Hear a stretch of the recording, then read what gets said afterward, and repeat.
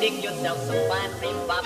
Hidey, hi, hitty, oh, the hidey ho man, that's me. Hidey ho man, that's me. Hidey ho man, that's me. Hidey ho man, that's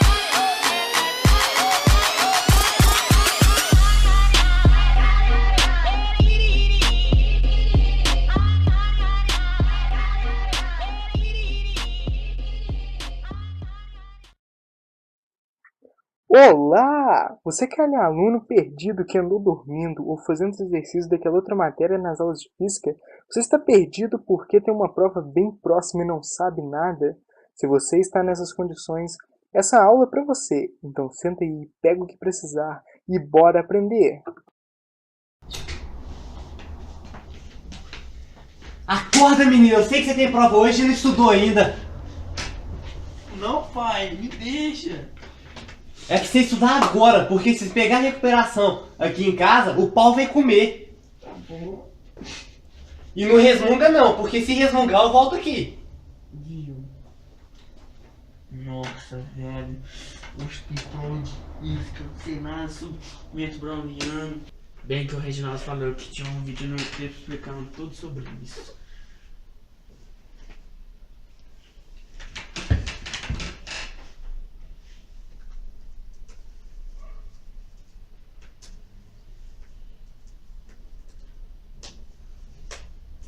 One eternity later. Bom, então vamos lá, né, pessoal? Temos da aula de movimento browniano e a aula dessa aula vai esclarecer as cabeças de dentro de vocês.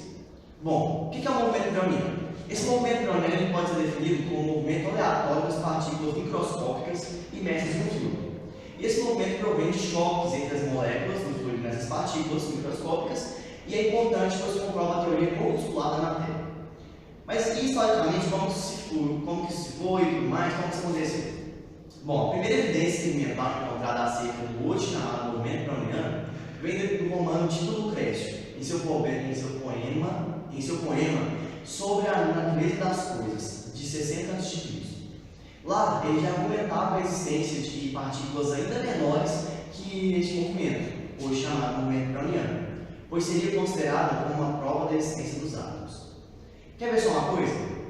Observe o que acontece quando os raios solares são admitidos em um prédio e lançam a luz sobre esses lugares. Você vai ver uma infinidade de pequenas partículas, que são os grãos de poeira, se misturando em uma infinidade de maneiras. A dança dessas partículas é a incendiação do movimento da matéria, que está escondida de nossa visão. Esse movimento, se originou com os próprios átomos, isto é, de modo espontâneo. Então, aqueles pequenos corpos que são colocados em movimento, movendo de forma linear dos átomos. É claro que, na realidade, o movimento dos grãos de poeiras iluminadas pela luz que a gente viu, de uma janela de um quarto, por exemplo, ele é acusado pelas correntes de ar. No entanto, o brilho, que em algumas condições podemos observar esses grãos de poeira caindo sobre a ação da gravidade, sem nenhuma influência de correntes de ar, é decorrente do movimento browniano. Mas aí você deve estar se perguntando aí, né? Ah, legal, bonitinho e tudo mais, mas por que esse nome é browniano, esse negócio? Quando surgiu esse negócio aí? Bom, esse movimento ele recebe esse nome por causa do botânico escocês Robert Brown, que viveu aí até 1858, mais ou menos, por conta do seu trabalho publicado em 1827. Brown estava estudando um movimento irregular de partículas existentes dentro do pólen, através do microscópio. Brown então observou que essas minúsculas partículas resultaram um movimento agitado e irregular. Brown demonstrou que tal movimento não poderia ser atribuído aos sistemas vivos, mas sim às partículas inanimadas sofrendo choque entre as partículas ainda menores, moléculas que compõem o fluido, em que essas são imensas.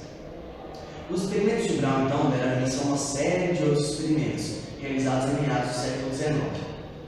Ficou claro com esses experimentos que o movimento browniano era dependente de diversos parâmetros físicos e algumas observações experimentais foram colhidas. A agitação das moléculas aumentava na medida que se diminuía o diâmetro e a densidade das partículas suspensas, ou na medida que se aumentava a temperatura ou se diminuía a viscosidade do fluido. Alguns cientistas acreditavam que as partículas contidas dentro do pólen estudado por Brown se tratavam de seres vivos e daí provinha seu movimento. Essa ideia foi descartada pelo próprio Brown depois. Bom, além dessa, outras explicações surgiram na época para tentar entender e explicar o movimento browniano, como gradiente de temperatura, perturbações mecânicas, capilaridade, corrente de convecção e uma série de outras teorias, sendo essas nenhumas aceitas pela comunidade científica.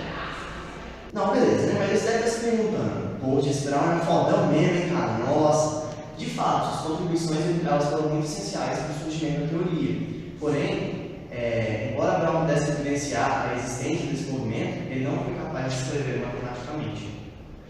Alguns cientistas tentaram escrever esse fenômeno, mas sem êxito, até que em 1905, Albert Einstein, um dos seus trabalhos explica de forma correta esse fenômeno e demonstra a existência dos átomos, conseguindo inclusive determinar o número de Avogadro, que é o que nós chamamos hoje de cidade número 1.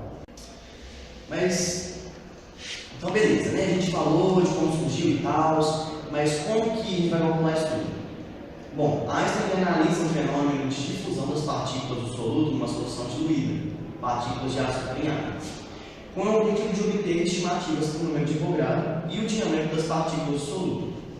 Na parte inicial da tese, ele faz um cálculo hidrodinâmico com o seu escoamento do fluido incompreensível, a fim de obter a viscosidade efetiva do fluido na presença do soluto, e conclui com o resultado metálico que se constitui uma expressão que relaciona o coeficiente de difusão com a temperatura e viscosidade do fluido, que é essa fórmula aqui. O que está representando? Bom, Einstein analisa o fenômeno de difusão das partículas no soluto a fim de obter uma solução diluída com partículas de açúcar em água, com o objetivo de obter estimativas para o número de Avogadro e o diâmetro das partículas do soluto. Na parte inicial, ele faz um cálculo hidrodinâmico para o escoamento de um fluido incompreensível, a fim de obter a viscosidade efetiva do fluido na presença do soluto, e conclui com o resultado matemático que se constitui uma expressão que relaciona o coeficiente de difusão com a temperatura e viscosidade do fluido. Vai ser essa fórmula aqui. O que quer dizer essa fórmula então? R representa a constante universal dos gases, que é aquela que tem um número determinado. T é na qual a substância vai estar. A representa o raio das partículas. N, a viscosidade do solvente puro. E N, o número de Avogadro. A teoria de Einstein do movimento browniano é baseada na semelhança entre o comportamento de soluções e suspensões diluídas, na relação entre o coeficiente de difusão e viscosidade, que já havia sido obtida na tese de doutoramento, e numa dedução probabilística da equação da difusão, antecipando-se as teorias modernas nas cadeias markovianas. Através desse raciocínio probabilístico, Einstein obtém a celebrada expressão do percurso quadrático médio do movimento browniano, onde x quadrado é igual a 2 vezes o coeficiente de difusão vezes o tempo. Então, galera, é assim que funciona e chega ao final que chamamos de movimento browniano. É claro que nós temos um Einstein, né? Mas o conteúdo realmente é algo difícil de se imaginar de modo tão teórico. Então, separamos para você agora um experimento para que você possa ver, você mesmo, a manifestação desse movimento. Bom, espero ter ajudado você e até a próxima. Passa nessa prova, fica aí no experimento e depois você vê.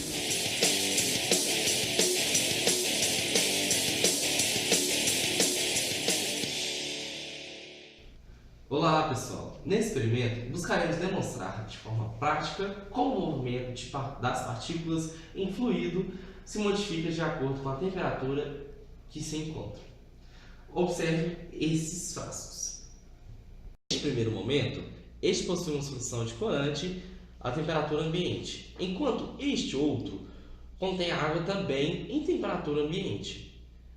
Agora, se com a ajuda da seringa adicionarmos uma quantidade de solução de corante à água nessas condições, venha comigo, olha só.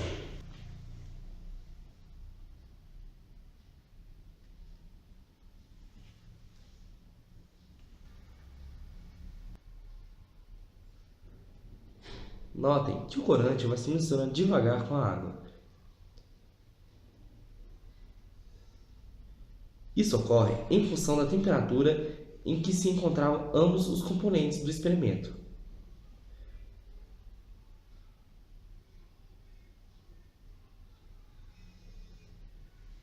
Agora vamos observar a segunda situação. O mesmo recipiente à temperatura ambiente e este outro frasco com a temperatura aquecida a 80 graus.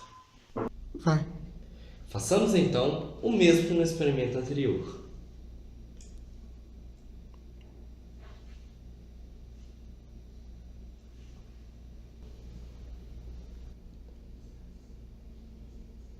Notem que nessa situação o corante dissolve com maior velocidade do que na situação anterior, pois a temperatura do fluido é maior, que possibilita as partículas se moverem por ele a maior facilidade.